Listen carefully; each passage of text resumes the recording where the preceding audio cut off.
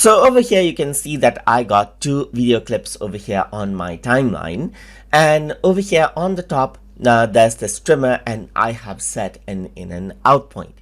If I were to go around and click and drag around this video over here on top of, let's say, these two clips that are already here in the timeline, then you can see that it actually replaces it out right here.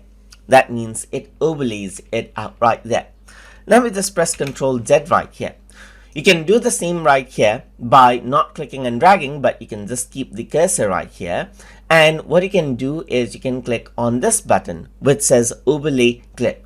The shortcut key is N, and if I were to click on this, the same thing happens. From the point where the timeline cursor is there, it replaces out that particular part with the footage and cuts out the other parts of the video that are already there.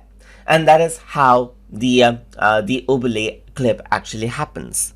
Now let me just press Ctrl Z right here. Let's say what I want is I want these clips to actually move like this. Let's say, for example, I want it to actually go around and then push the other pixels apart so that the contents of the existing clips remain as it is. So in that case, you need to go around and keep your cursor where you want to insert your video, and then click on this button right here that says insert clip. The shortcut key is B, as you can see right here. If you were to click on it, now you can see that the portion of the video right here, this video right here, has been cut, and inside in between these two portions you can see this video right here.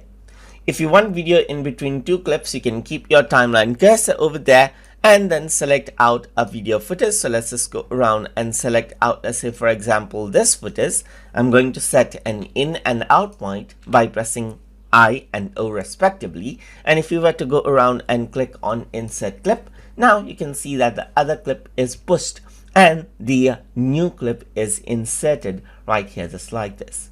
You can go around and then, let's say for example, resize this out over here, just like this. You can hold shift to actually keep the aspect ratio intact, and you can see that this is how you can go around and insert out videos without hampering the other videos that already exists in the timeline. And that is how you can insert and overlay videos from trimmer inside of HitFilm. So hope you guys learned something as always, and as always, please like, comment, share and subscribe.